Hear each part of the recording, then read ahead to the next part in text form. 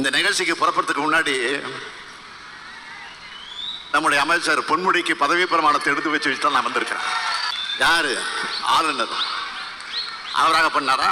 முடியாது இல்லை. நாங்கள் விடுவோமா?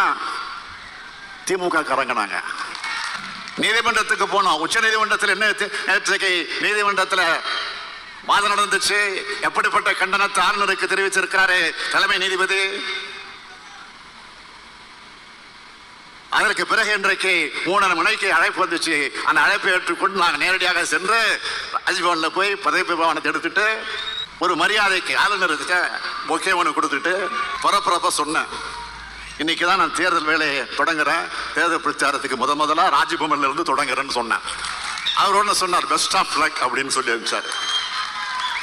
ராஜ்பவன்ல இருந்து தொடங்கி இருக்கக்கூடிய இந்த பயணம் குடியரசுத் தலைவர் மாளிகை வரைக்கும் போக போகுது என்பதற்கு இது ஒரு அடையாளம்.